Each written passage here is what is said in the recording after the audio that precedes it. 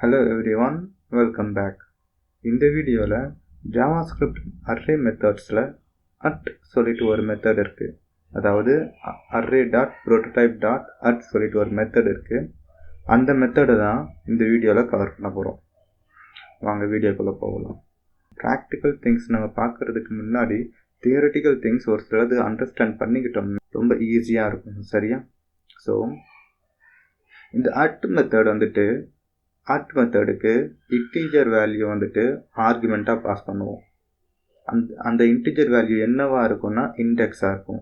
So அந்த integer value இண்டெக்ஸாக pass பண்ணும்போது அந்த அரேக்குள்ளே இருக்க அந்த இண்டெக்ஸில் இருக்க என்ன வேல்யூவோ அதை ரிட்டர்ன் பண்ணும். அதுதான் இந்த மெத்தட்.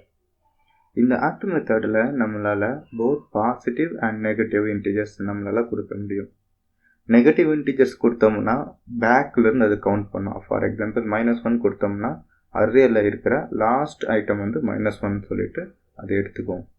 அதே மாதிரி இந்த மெத்தட் எதுக்கு ஈக்குவல்னா நம்ம பிராக்கெட் நோட்டேஷனுக்கு ஈக்குவலாக இருக்கும். array.at(0) இதுவும் array(0) அந்த பிராக்கெட் நோட்டேஷன் இது ரெண்டுமே சேம். ஓகேவா? ஏன்னா both returns the first item. இது ரெண்டுமே ஃபர்ஸ்ட் ஐட்டம் தான் ரிட்டர்ன் பண்ணோம். ஏன்னா நம்ம 0ன்னு போட்டிருக்கிறதால. ஓகேங்களா? ஓகே, நீங்கள் எலிமெண்ட்டை எண்டுலேருந்து கவுண்ட் பண்ணும்போது நீங்கள் array of -1 யூஸ் பண்ண முடியாது. அதாவது ப்ராக்கெட் நோட்டேஷனில் -1 யூஸ் பண்ண முடியாது. ஆனால் at யூஸ் பண்ணும்போது நம்ம -1 யூஸ் பண்ண முடியும். அதுதான் இங்கே சொல்ல வராங்க. இப்போ வாங்க நம்ம விஷுவல் ஸ்டுடியோ கோடில் போயிட்டு இந்த மெத்தட் எப்படி யூஸ் பண்ணியிருக்கோம் சொல்லிட்டு பார்ப்போம். இப்போ இங்கே பார்த்தீங்கன்னா நான் புதுசாக ஒரு JS ஃபைல் க்ரியேட் பண்ணியிருக்கேன். at.js சொல்லிட்டு ஒரு ஃபைல் ஒன்று க்ரியேட் பண்ணியிருக்கேன். சரிங்களா? இதுக்குள்ளே நம்ம என்ன பண்ணியிருக்கோம்னு பார்ப்போம். புதுசாக ஒரு வேரியபிள் க்ரியேட் பண்ணியிருக்கேன். array1 = அந்த அரேக்குள்ளே நமக்கு இன்டீஜர்ஸ் இருக்குது. 5, 12, 8, 130, 44. ஓகேவா?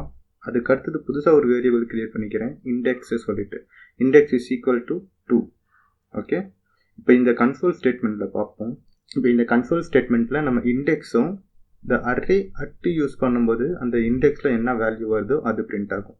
ஃபார் எக்ஸாம்பிள் இந்த அரே ஸ்டார்ட் ஆகிறது 0, 1, 2வா. இந்த array1.at இண்டெக்ஸ் இந்த இண்டெக்ஸ் இருக்கிற இடத்துல இந்த 2 ரீப்ளேஸ் ஆகும். இப்போ 2 ரீப்ளேஸ் ஆகும்போது என்ன ஆகும்னா ஆட்டோமேட்டிக்காக 8 ரிட்டர்ன் பண்ணும். அதுதான் இந்த அவுட்புட், எக்ஸ்பெக்டட் அவுட்புட். அதே மாதிரி இண்டெக்ஸ் நான் -2 வைக்கிறேன். -2ன்னு வச்சோம்னா லாஸ்ட் ஐட்டம் -1, அதுக்கு முன்னாடி இருக்கிறது -2. கரெக்டாக? ஸோ இந்த எக்ஸ்பெக்டட் ரிசல்ட் 130 சொல்லிட்டு வரும். ஓகேவா? வாங்க இதை எக்ஸிக்யூட் பண்ணுவோம். என்ன ரிசல்ட்டு சொல்லிட்டு பார்ப்போம். என் மிஷினில் ஆல்ரெடி Node.js இன்ஸ்டால் பண்ணியிருக்கிறதால இங்கேயே எக்ஸிக்யூட் பண்ணுறேன். .js பார்த்தீங்களா? ஃபஸ்ட்டு இண்டெக்ஸ் அதாவது 2ங்கிற இண்டெக்ஸ் 8ன்னு ரிட்டர்ன் பண்ணுது. -2ங்கிற இண்டெக்ஸ் 130ங்கிற ரிட்டர்ன் பண்ணுது. ஸோ array மெத்தட் நம்ம கொடுக்குற இண்டெக்ஸில் என்ன வேல்யூ இருக்கோ அதை ரிட்டர்ன் பண்ணோம். ஓகேங்களா? உங்களுக்கு புரிஞ்சிருக்கும்னு நினைக்கிறேன். ரொம்ப ஈஸியான மெத்தடு. இந்த மாதிரி ஒரு மெத்தட் இருக்குது சொல்லிட்டு நிறைய பேருக்கு தெரியவே தெரியாது. இதே மாதிரி அடுத்த ஒரு நல்ல வீடியோவில் சந்திப்போம். பாய்.